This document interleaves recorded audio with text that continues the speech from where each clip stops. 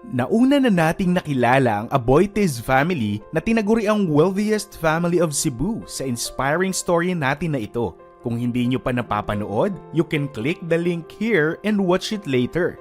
Alam na rin natin na ang Queen City of the South is where our country gets almost half of its millionaires and billionaires. Kaya naman ngayon, sa videong ito ay muli na naman tayong dadayo sa South para kilalanin naman ang isa pa sa pinaka-successful na pamilya mula sa Cebu. Sila ang tinatawag na pawn shop royalty sa bansa. Sila ang Luwilier family ng Cebu. Rings a bell? Kung oo, then continue watching at huwag ring kakalimutan to subscribe and click the notification bell para sa mga istoryang kagaya nito. Kung ang unang pumasok sa isip nyo pagkarinig nyo sa pangalang Luwilier ay Cebuana Luwilier at M. Luwilier, hindi kayo nagkakamali. Ang Luwilier family ay nagmamay-ari ng dalawa sa pinakamalalaking pawn shop and remittance center chain sa bansa.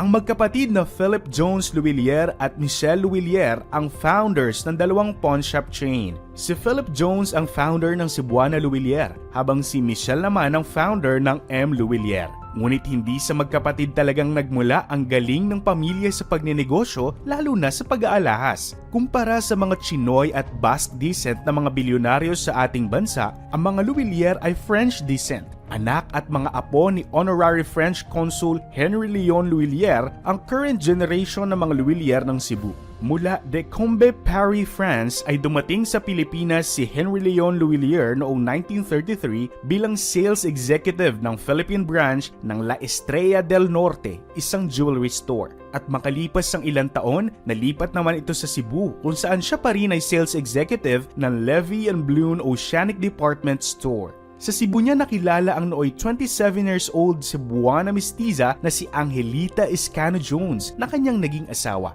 At bilang isang jewelry connoisseur at mula sa experience pagdating sa jewelry sales and business, nagtayo ng sarili nilang jewelry store ang mag-asawang Luwilier. Taong 1935 ay binuksan ang Ahensya Cebu sa Labukay, Cebu. Isa kasi ang Labukay sa tinatawag na trading hub sa Cebu noon. Reasonable lang na dito buksan ang pinakaunang branch ng Ahensya Cebu. Sa second floor ng Labukay Building, unang binuksan ng mag-asawang Luwilier ang pinto ng kanilang jewelry store. Ngunit dahil sa pagsiklab ng World War II, pansamantalang nahinto ang operations ng Ahensya Cebu. Nadistino sa Vietnam si Henry Luwilier at sumunod naman sa kanyang may bahay na si Angelita Iscano Jones. Sa Vietnam, nakabuo ng pamilya ang Luwilier. Dito ipinanganak ang panganay and soon-to-be founder of M. Luwilier na Michelle Luwilier. Nang matapos ang World War II, muling bumalik sa Pilipinas ang pamilya Luwilier. Bumalik ng Cebu si Henry at muling ipinagpatuloy ang ahensyas. Ngunit hindi na lamang simpleng jewelry store ang gusto ni Henry Luwilier. Kaya naman pagbalik mula sa Vietnam, in-expand nito ang kanyang family business. Since 1958, hindi na lamang simpleng jewelry store ang Ahensya Cebu. Ito ay naging isang jewelry manufacturing company at pawn shop and lending company. Maging ang chocolate candy manufacturing ay pinasok na rin ni Henry. At mula sa second floor ng Labukay Building ay lumipat sa ground o first floor ng building ang Ahensya Cebu. Lumago at nakaakit ng loyal customer si Henry Luwilier at dahil dito nakilala hindi lamang sa Labukay kung hindi sa buong Cebu ang Ahensya Cebu. Nagsimula itong mag-expand at magbukas ng iba pang branches ng ahensya sa labas ng Labukay. Ngunit ang anak nito na si Philip Jones Luwilier ang magdadala sa negosyo ng pamilya sa labas ng Cebu patungo sa financial and commercial centers ng Maynila. Year 1969, binuksan ni Philip Jones ang first Manila branch ng Ahensya Cebu sa Libertad Street sa Pasay City sa Maynila. Si Philip Jones ay pinanganak noong July 23, 1945, pangalawa sa apat na anak na mag-asawang Henry Leon at Angelita Luwilier. At bago saluhin ang negosyo ng pamilya, nag-aral ito ng business management sa De La Salle University sa Maynila at nakatanggap din ng gemology diploma mula sa Gemology Institute of Antwerp noong 1970 at mula rin sa Gemology Institute of America noong 1971. Taong 1987 ay tuluyang ni-rebrand ni Philip Jones sa negosyo ng pamilya at kalaunan ay naging Cebuana Luwilier padala ito na siyang kilala natin ngayon. Kasunod ng pag-rebrand nito mula Ahensya Cebu patungong Cebuana Luwilier ay malawakang nag-branch out ang Cebuana Luwilier nationwide noong 1990s. At bago na uso ang mga mobile and in-app payment and remittance services, tumatakbo pa tayo sa palengke para magpa-remit o magpadala ng pera. Kailangan pang magmadali para umabot sa 5 PM cut-off para lang makapagpadala ng pera. Isa ang Cebuana Luwilier sa mga naunang money remittance centers sa bansa. Taong 1996, na-establish ang Cebuana Luwilier Services Corporation, ang remittance and financial services arm ng Cebuana Luwilier. Kaya naman bukod sa pagiging Cebuana Luwilier, ay nakilala ito bilang Cebuana Padala. Nag-expand din ang kumpanya sa micro-savings at payment collections. Na-establish ang Cebuana Rural Bank, Cebuana Luwilier Finance Corporation at marami pang business arm under Cebuana Luwilier. Talaga namang mula sa simpleng jewelry store, isa na itong corporation at leading pawnshop at financial service chain sa bansa. Sa katunayan, taong 2000 ay kinilala ng Guinness World Records ang Cebuana Luwilier bilang largest chain of pawnshops in the world kasabay ng pagbubukas ng 700th branch ng Cebuana. Pero hindi rito natapos ang expansion ng Cebuana Luwilier. By year 2013, binuksan sa publiko ang first overseas branch ng Cebuana sa Hong Kong. At present, may 3,000 branches ang Cebuana nationwide. As a testament to the ever-growing Cebuana Luwilier and Luwilier family business interest, nabuo ang consolidated company na PJ Luwilier Incorporated o PJLI. Ito ang itinuturing na parent company ng Cebuana Luwilier at iba pang negosyo ng pamilya ni Philip Jones Luwilier. And in continuing the legacy of Henry Leon Luwilier as a jewelry connoisseur, nagbukas rin ng sariling jewelry store and manufacturing company ang PJLI. Ito ang Cebuana Luwilier Jewelry Premium, kung saan makikita at maaaring mabili sa tapat na halaga ang mga alahas na hindi natubos sa kanilang pawn shop. Kasama rin sa business interests ng pamilya ang mga restaurants and resorts. Unang binuksan ng pamilya ang La Planta Hotel and Restaurant Incorporated, ngunit ito ay nagsara noong 2018. Muling nagbukas ng hotel and resort ang mga Luwilier at noon ngang 2000 ay naitayo ang Le Soleil de Boracay Hotel located at Boracay Station 2 that features 77 rooms, a restaurant, cafe, and bar. Nagbukas din ng PJ Luwilier Incorporated ng resort and restaurant at another tourist spot at Coron, Palawan. Bacau Bay Resort Coron welcomed tourists in 2019. Combination ito ng restaurants, bar, hotel, resorts, and function hall. Although hindi under management ng PJLI, pagmamay-ari rin ng pamilya ni Philip Jones ang Palacio de Memoria Historic Mansion sa Parañaque. Kung nadadaan kayo sa Cavitex o di kaya'y nagagawi papuntang Baclaran, sigurado akong tanaw ninyo ang Palacio de Memoria dahil sa eroplanong nakagarahe sa tapat nito. Orihinal na pagmamay-ari ni Margarita Zubel ang mansyon at nabili ng mga Luwilier sa second owner nito noong early 2000s. Ni-restore ang mansion at ginawang restaurant, event space, and museum. Matitikman mo rito ang luto ng seasoned chef and restaurateur Margarita Force. Mayroon din itong auction house na tinatawag na Casa de Memoria. At present, ang anak ni Philip Jones Luwilier na si Camille Luwilier ang namamahala dito. Interesado rin ang pamilya sa IT solutions. Kaya naman, pagmamay-ari rin ng PJLI ang Networld Capital Ventures Incorporation na nag-o-offer ng information and communication technology solutions including data center management, IT process engineering, and information security. Dahil sa dami ng successful business ni Philip Jones Luwilier ay kabilang siya sa Forbes 50 Richest Filipino in 2021. Siya ay 46th richest Filipino. Sa kasalukuyan, PJLI founder Philip Jones Luwilier is the Philippine Ambassador to Spain.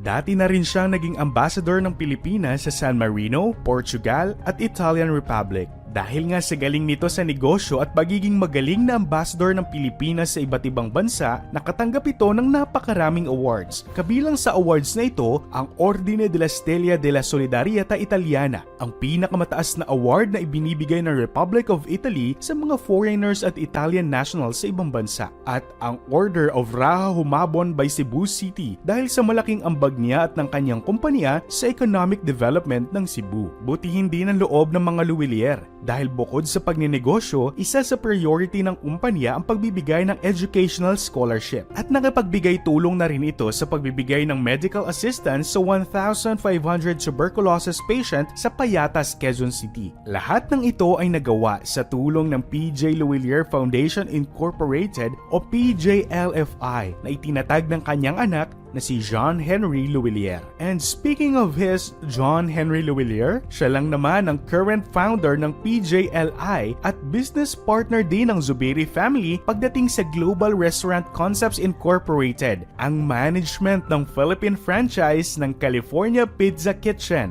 PF Chang's, Morelis Gelato, IHOP or International House of Pancakes, Gyukaku, and Mad for Garlic. Gaya ng kanyang lolo at ama, isa ring ambassador si John Henry. He holds the title Honorary Consul General of the Most Serene Republic of San Marino to the Philippines. At syempre, magpapahuli ba sa Cebuana Luwilier ang M. Luwilier? Pareho mang Luwilier at nagmula sa patriarch na si Henry Luwilier, magkaiba ng company at founder ang dalawang pawn shop and money remittance chain. M. Luwilier was founded by Michel Luwilier and his wife, Amparito Llamas. Panganay na anak ni Henry Leon Luwilier si Michel na ipinanganak sa Vietnam. Ngunit bago nahilig sa pagninegosyo at sumunod sa yapak ng kanyang tatay at kapatid na si Philip Jones, pinangarap muna ni Michel na maging agriculturist dahil sa pagkahilig sa halaman at pagtatanim mula pagkabata. Ngunit siya ay diniscourage ng kaniyang ama sa ambisyon na ito dahil hindi muna lucrative o walang pera sa career na ito. Kaya naman, sa payo ng kaniyang ama ay kumuha ito ng kursong Liberal Arts and BA Commerce sa De La Salle University, Manila at kumuha ng Master's Degree in Business sa University of the Philippines, Cebu si Michel.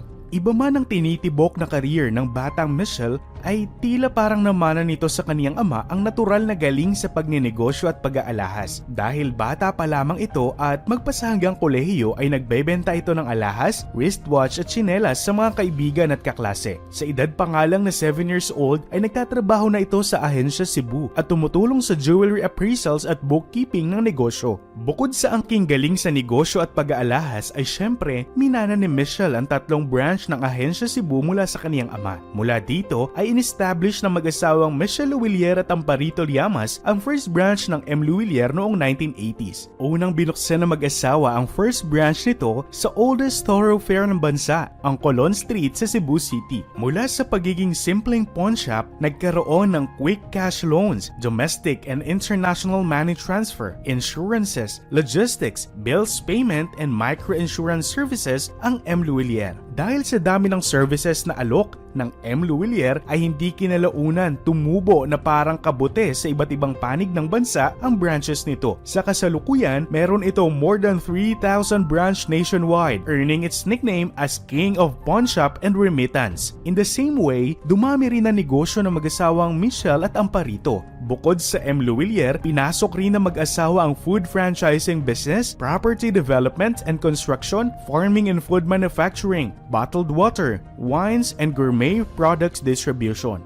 Noong 2012, nag-venture ang pamilya sa pagde-develop ng Memorial Park sa Cebu. Naging resulta nito ang Cattleya Gardens and Memorial Park sa Cordova, Lapu-Lapu City at may lawak na 5.4 hectares. Cattleya Gardens and Memorial Park also prides itself as the first pet cemetery in Cebu. Meron ding sariling ice plant sa Michel. Ito ang M. Luwilier Ice Plant and Storage sa Tacloban. At meron din siyang taxi transport service company sa Butuan City na ML Transport Incorporated. At hindi lang yelo ang kayang i-produce ng Michel dahil siya lang naman ang producer ng manok sa mga kilala nating fast food chain. Rumor even has it na kayang mag-produce ng Michel ng 500,000 chickens in just a month. Pinasok din ni Michel ang food franchising business. Siya ang founder ng Mr. Potato and Mr. Taho. Currently, ang Mr. Potato ay may 50 branches at may 20 franchises naman ang Mr. Taho around Cebu. Gaya ng kanyang kapatid na si Philip Jones Luwilier na may resorts, ay meron din sa Michel nito. Pagmamay-ari nito ang El Mar Resort and Spa sa Sugod, Cebu na isang luxury resort. Ipinagmamalaki ng resort ang white sand beach nito at ang water sports na pwedeng i-avail sa resort.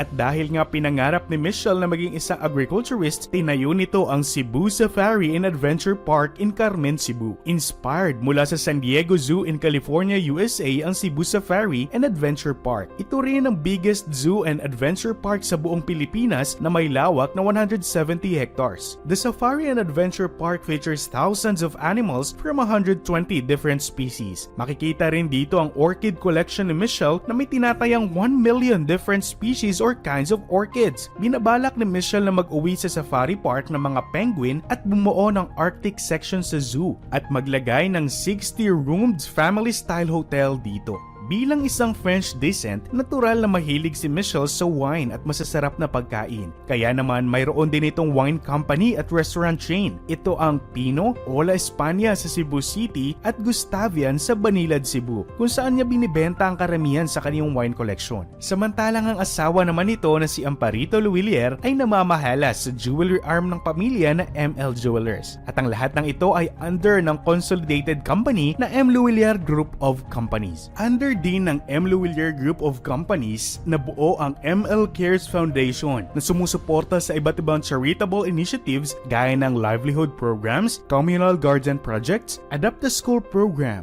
tree planting programs, and community health programs. At hindi lang dahil sa kanilang pawn shop chain at safari park nakilala ang mag-asawang Michelle at Amparo. Nag-trending din sila sa TikTok dahil sa malapalasyo nilang bahay sa Cebu na pinakamalaki umano sa buong Maria Luisa Estate Park, proving their family status as pawn shop royalty of the Philippines. At kung ikaw naman ay into fashion and Philippine show business, siguradong kilala mo si Monique Luwilier. At kasama kang nakisana all sa mala relationship goals na Sofia Andres at Daniel Luwilier Miranda Copo. Si Monique Luwilier ay ang sikat na US-based fashion designer na nagbibihis lang naman sa mga A-list Hollywood actress and pop stars gaya ni Taylor Swift, Blake Lively, Britney Spears, Reese Witherspoon at maging ang dating US First Lady na si Michelle Obama. Si Monique Luwilier ay anak na Michelle at Amparo Luwilier. Ang racer naman na si Daniel Luwilier Miranda ay apo na Philip Jones Luwilier sa anak nitong si Angelique Luwilier Miranda at ng motocross racer na si Martin Miranda. Masusulya pa ng buhay ni Daniel bilang Luwilier sa kanilang vlog ni Sofia Andres na Daniel and Sofia. Ilan lamang yan sa mga business and personal accomplishments ng Luwilier family. Kung tutuusin, kumpara sa contemporaries nila sa business world ay masasabing they made it from the bottom to the top. Hindi gaya ng ibang pamilya na titled o landed mula pa noong 19th century, ang mga Luwilier ay walang matatag na wide connections, network, and even money. We cannot even consider them as old money. But yet, their wealth speaks of royalty. Sa mga alahas pa lang na kanilang binibenta ay talagang royalty na. Nagsimula ang empire ng mga Luwilier mula sa pagiging simpleng salesman. Their wealth came from pure talent. And of course, determination. Kaya naman, talagang deserve